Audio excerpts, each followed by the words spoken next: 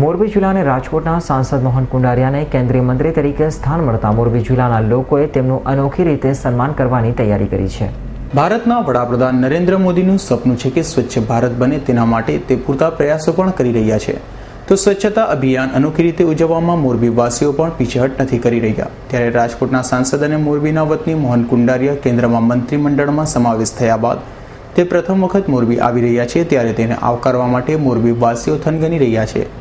તો અનોખી રીતે સ્વાગત માટે મોરબી જિલ્લા ભાજપ સિરામિક ઉદ્યોગકારો અને અન્ય એસોસિએશન દ્વારા તારીખ 15 રોજ સ્વચ્છતા અભિયાન હાથ ધરાશે। એટલે અમે લોકોએ સિરામિક ઇન્ડસ્ટ્રી, ભારતીય જનતા પાર્ટીના કાર્યકર, સરકારી કર્મચારીઓ તથા ધારાસભ્ય શ્રીએ અપીલ કર્યા મુજબ મોરબીના તમામ નાગરિકો આ સ્વચ્છતા અભિયાનમાં જોડાય।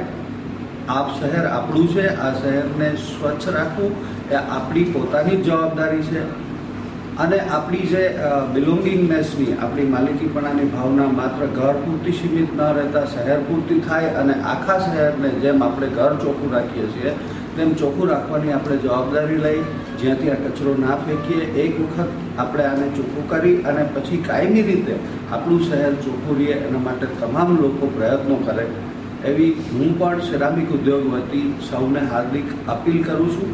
આ કાર્યક્રમ હેઠળ મોરબીની સર્કિટ હાઉસ ખાતે આજે એક પ્રેસ કોન્ફરન્સ યોજાઈ હતી। રવિ મોટવાણીનો રિપોર્ટ, S9 ન્યૂઝ, મોરબી।